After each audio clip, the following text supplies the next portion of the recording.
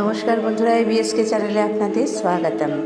আজ মহালয়া, বাঙালির আবেগ মেশানো এই বিশেষ দিনটিতে কেউ ঘুম চোখে উঠে, কেউ শুয়ে শুয়ে, কেউ ফুল কুড়াতে গিয়ে রাস্তায় হাঁটতে হাঁটতে ভোরবেলা অবশ্যই ওঠে এবং মহালয়া শোনে। তো আমরাও তাদের মধ্যে একজন, যথারীতি ভোরবেলা উঠে মহালয়া শুনছি। আর এই দেখুন আমার ছাদে সকালবেলা মহালয়ার পরিবেশটা একবার দেখাই। চারিদিক দিয়ে মহালয়ার সেই হালকা একটা সুর ভেসে আসছে, তার মধ্যে শরতের আকাশ যদিও মেঘলা।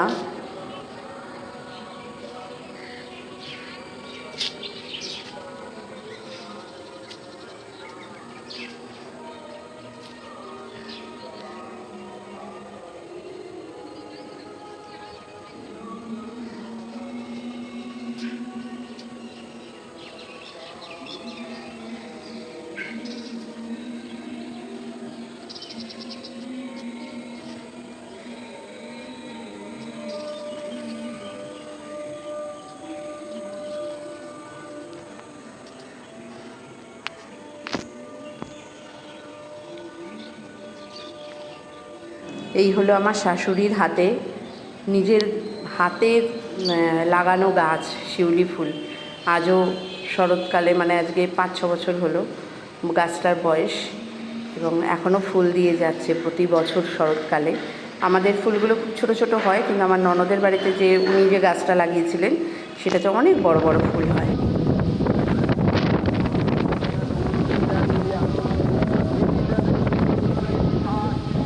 সকালবেলা সূর্য উঠতে না উঠতেই ঝোড়ো হাওয়া আর মেঘে ঢেকে দিল পুরো সূর্যদেবকে, আর তার সঙ্গে ঝিরিঝিরি বৃষ্টিও শুরু হয়ে গেছে। তো ভালোই উদ্বোধন হলো দেবী পক্ষের।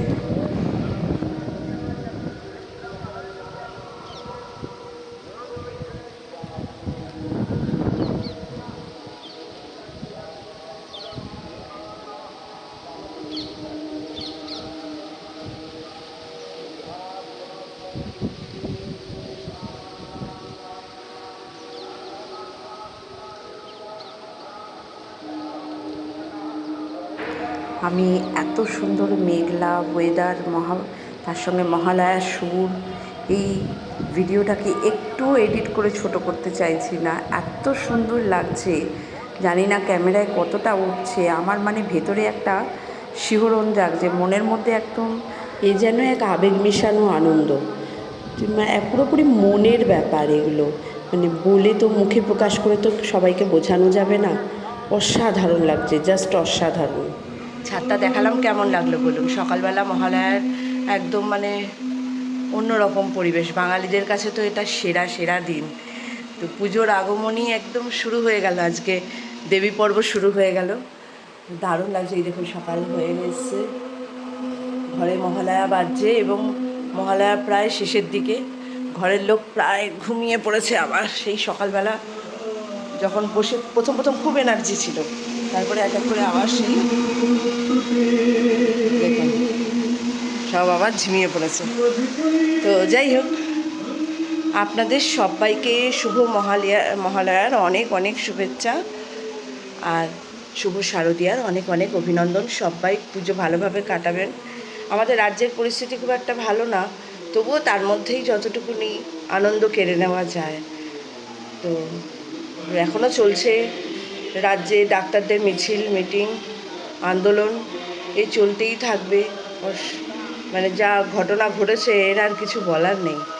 এর আদৌ এটা কোন দিকে এগোবে বোঝাই যাচ্ছে না। যাই হোক, এখন ওই সব ভুলে আজকে মহালয়ার আনন্দ নিতে থাকি। আজকে আমরা বেরিয়ে যাব পার্লারে, আপনাদের সবই দেখাবো, পরপর দেখাবো। আমরা ধরুন এই 12টা-1টা নাগাদ বেরিয়ে যাব। লাগেজ সব গোছানো হয়ে গেছে। তো সকালবেলা যা হোক ঠাকুর দিয়ে একটু টিফিন করে মোটামুটি আমরা বেরিয়ে যাব 12টা, 12:30 নাগাদ। ছেলেকে দেবো পিসির বাড়ি, এই কটা দিন ও পিসির বাড়িতেই কাটাবে। আর আমি রাজের বাবা সব বিজনেস সামলাতে চলে যাব, এবং কোথায় থাকবো, কিভাবে রান্না করব, কিভাবে কাটাবো, সব আপনাদের সঙ্গে শেয়ার করব। এই প্রথম আমি ভিডিওতে আমাদের পার্লারের এই কটা দিন শেয়ার করব। আমার ভিতরে মনে মনে খুব আনন্দ হচ্ছে। কিন্তু যাই হোক, জানি না, সবাই বলছে পুজোতে এবারে বৃষ্টি হবে, জানি না কি হবে। তো যাই হোক, পুজোটা কেমনভাবে কাটে, কীভাবে কী করি না করি সব আপনাদের সঙ্গে শেয়ার করবো। আর বেশি কথা বলছি না, বড্ড বেশি কথা হয়ে যাচ্ছে। তো যাই হোক, গুড মর্নিং, শুভ মহালয়ার একদম শুভ সকালে আপনাদের জানাচ্ছি সবাইকে গুড মর্নিং, সবাইকে মহালয়ার অনেক অনেক শুভেচ্ছা। দেবীপক্ষ আপনাদের দারুণ কাটুক। এই হলো আমাদের লাগেজ, সব গোছানো হয়ে গেছে। আমরা 12টা-1টায় বেরোবো। মহালয়া অমাবস্যার দিনে মাকে একটু ভোগ দিয়ে পুজো দিয়ে দেবো, তারপরে কিছু টিফিন খেয়ে বেরিয়ে যাব। রাজের বাবা উঠে গেছে, তর্পণ করতে চলে গেছে। আজকের দিনে গত হয়ে যাওয়া পিতৃপুরুষদের উদ্দেশ্যে পুকুরে বা গঙ্গায় গিয়ে অনেকেই তর্পণ করে থাকেন। তো রাজের বাবা মা বাবার উদ্দেশ্যে গেছেন সেখানে।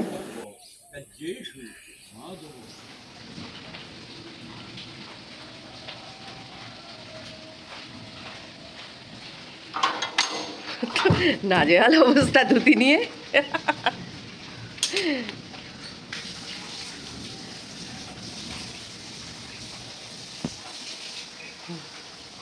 আসো, হয়েছে ভালো করে? বাহ।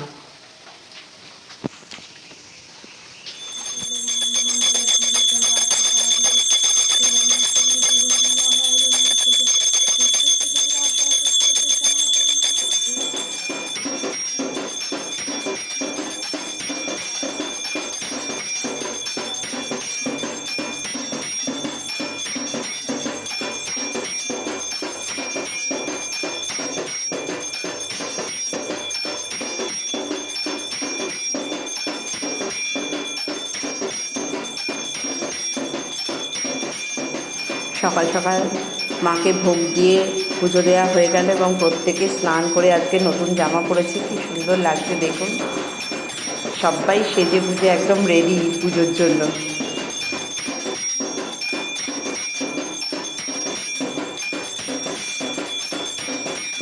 তো যথারীতি কাজবাজ সেরে আমরা 1টার মধ্যেই বাড়ি থেকে বেরিয়ে গেলাম এবং দিদির বাড়িতে পৌঁছাতে প্রায় 1:45 বেজে গেছিলো।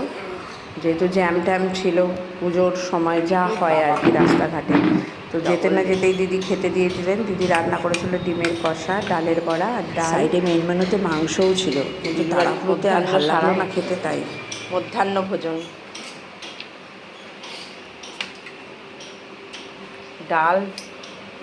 ডালের বড়া, ডিমের কষা। বলছি কি মাংস নিবি? কিন্তু না না না না না, একদম না। অনেক জ্যামজট কাটিয়ে আমাদের প্রায় 4টে বেজে গেল পৌঁছাতে। যে ফ্ল্যাটটায় ভাড়া নিয়েছি সেটা আগে দেখিয়ে দিই। ঢুকেই বিশাল বড় কার পার্কিংয়ের মধ্যে দিয়ে ফ্ল্যাটে উঠতে হবে। সামনেই কোলাপসেবলের চাবি খুললেই লিফট দিয়ে 4th ফ্লোর দিয়ে বেরিয়েই ডান দিকে আমাদের রুমটা। বিশাল বড় ডাইনিং স্পেস, তারপরেই কিচেন, তারপরেই ছেলেদের রুমের জন্য ব্যবস্থা করা হয়েছে। কিচেনের পাশেই এটা ছেলেদের রুম, আর ছেলেদের রুমের ঠিক পাশেই রুমটা আমার আর রাজের বাবার জন্য রেখেছি। এটা আমরা থাকি, আর আমাদের ঠিক উল্টো দিকেই রুমটা মেয়েদের জন্য রাখা আছে। ওরা সব কাজে চলে গেছে, এখন সবটাই ফাঁকা।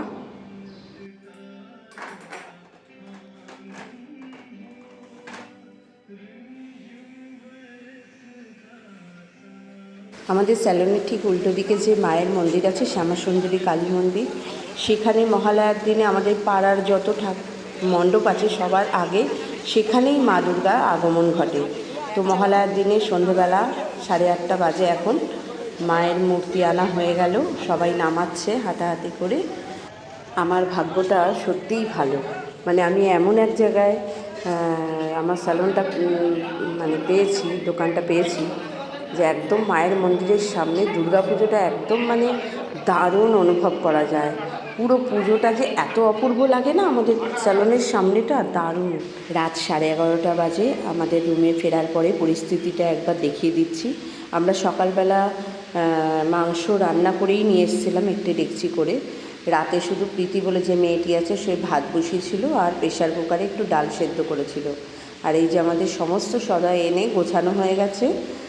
আর মাংসটা একবার দেখিয়ে দিই, খুব একটা ভালো হয়নি, অনেক তাড়াহুড়োতে যা হয় আর কি। এই হলো আমাদের কষা মাংস। আর দেখাচ্ছি সবাই পার্লার থেকে ফিরে কি কাণ্ড করছে। একজন তো বিশ্রাম নিচ্ছে তার রুমে, আর মেয়েগুলোর যেন সবে সন্ধে হয়েছে, তাদের পরিস্থিতি এই যে একদম আড্ডা শুরু হয়ে গেছে। আর আমার কর্তাবাবু যথারীতি তার খাতাপত্র নিয়ে সারাদিনের হিসেব করতে বসে গেছে। যাই হোক বন্ধুরা, মহালয়ার দিন সকাল থেকে রাত অবধি আপনাদের সঙ্গে পুরোটাই শেয়ার করলাম, এবং এই 9টা দিন আমরা কোথায় এসে থাকবো সেটাও দেখালাম, আর কি কি করব সেটাও আগামী দিনে দেখাতে চলেছি। তাহলে ভিডিওটা এখানেই শেষ করছি। আজ এই পর্যন্ত। সবাই ভালো থাকবেন, সুস্থ থাকবেন, দুর্গাপুজোয় অনেক অনেক আনন্দ করবেন, এবং ততক্ষণ সবাইকে শারদীয়ার শুভেচ্ছা জানিয়ে ভিডিওটা আমি শেষ করছি। সবাই ভালো থাকবেন। দেশের অবস্থা যাই হোক না কেন আপনাদের ভালো থাকাটাও জরুরি। তাহলে আসি আজকের মতো। Bye bye, tata.